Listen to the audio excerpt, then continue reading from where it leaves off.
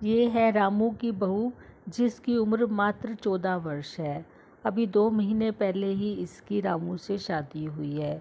शादी होने के बाद ससुराल आते ही रामू की माँ ने सारी चाबियाँ रामू की बहू को दे दी और वह खुद अपनी पूजा पाठ में लग गई। अब रामू की बहू ससुराल वालों को प्रसन्न करने के लिए रोज़ अच्छा अच्छा खाना बनाती। एक दिन उसने दूध से गाढ़ी गाढ़ी रबड़ी बनाई और ताक पर रख दी। थोड़ी देर में ही बिल्ली आई और पूरी रबड़ी सफाचट हो चुकी थी। इसी तरह से एक दिन उसने खीर बनाई और उसने सोचा कि अब मैं इसको ऐसी जगह रखूँगी जहाँ पर बिल्ली ना पहुँच पाए। उसने खीर को ऊपर एक ताक पे रख दिया और खुद अपनी सास के लिए पान बनाने लगी। पान बनाने के बाद रामू की बहू अपनी सास के कमरे में उनको पान देने के लिए गई और इधर से बिल्ली ने अपना झपट्टा मारा और पूरा का पूरा खीर का कटोरा ज़मीन पर गिरा दिया। जब रामू की बहू ने खीर के कटोरे को नीचे उल्टा हुआ देखा तो उसको उस बिल्ली पर बहुत गुस्सा आया। उसने उस दिन डिसाइड कर लिया, या तो इस घर में ये रहेगी या मैं रहूँगी, और वह पूरी रात सो नहीं पाई। उसने सोचा किस तरह से इस बिल्ली से छुटकारा पाया जाए। सुबह उठी तो देखा बिल्ली उसकी ओर देखते हुए दरवाजे की चौखट पर बैठी है। उसने एक प्लान बनाया और एक कटोरे में दूध लाकर थोड़ी ही दूर बिल्ली के सामने रख दिया। जैसे ही बिल्ली दूध पीने के लिए वहाँ गई, रामू की बहू एक बेलन लेकर आई और उसने ज़ोर से उस बेलन को बिल्ली के ऊपर मार दिया। बिल्ली वहीं पर ही ढेर हो गई और मर गई। इधर से महरी यानी कि घर की मेड महरी ने देखा कि बिल्ली मर गई तो उसने ज़ोर ज़ोर से शोर मचा दिया और रामू की माँ को बोला, देखिए देखिए, बहू रानी ने बिल्ली को मार दिया।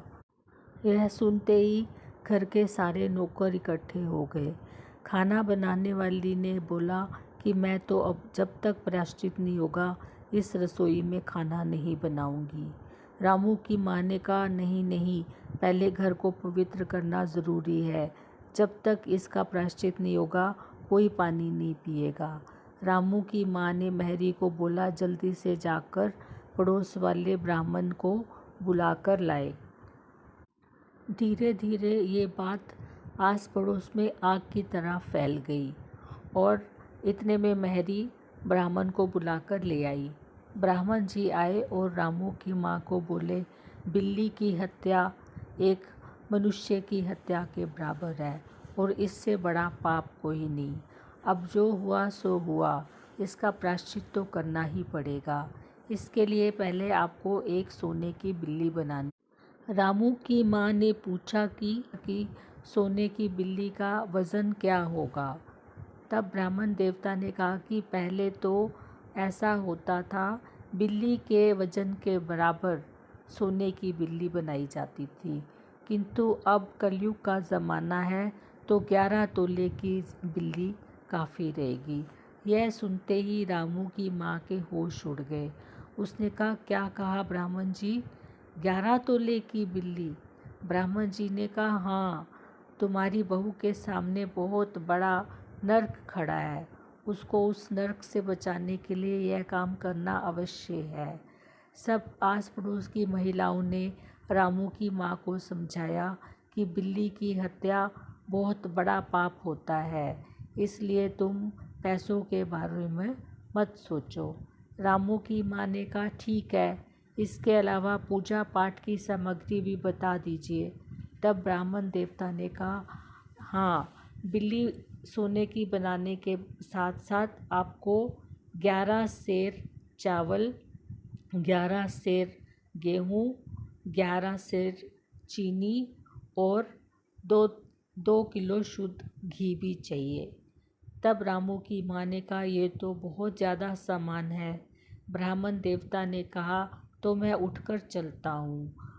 तभी रामू की माँ ने ब्राह्मण देवता के पैर पकड़ लिए और बोला, नहीं नहीं, आप पूजा की तैयारी कीजिए, मैं सारी सामग्री का प्रबंध करती हूँ। तब ब्राह्मण जी ने कहा, ठीक है, तुम तब तक सामग्री इकट्ठा करो। 21 दिन रोज पूजा होगी और 5 ब्राह्मणों को खाना खिलाया जाएगा। अब तुम 5 ब्राह्मण कहाँ ढूंढने जाओगी? मैं ही 5 ब्राह्मणों का खाना खा लिया करूँगा। तभी रामू की माँ ने अपनी बहू को बोला, बहू तुमने ये क्या किया? देखो कितना बड़ा खर्चा हमारे सिर पर आ गया। अभी ये बात चल ही रही थी, तभी महरी दौड़ते दौड़ते बहुत घबराई हुई आई और उसने रामू की माँ को बोला, ठहरिए ठहरिए। माँ जी, बिल्ली तो उठकर भाग गई। वास्तव में बिल्ली थोड़ी देर के लिए बेहोश हुई थी और अब उसको होश आ गया था। यह बात सुनते ही ब्राह्मण जी का सारा जोश वहीं ख़त्म हो गया। तो this was a very funny story of today. I hope you would like it. Thank you so much for watching the video.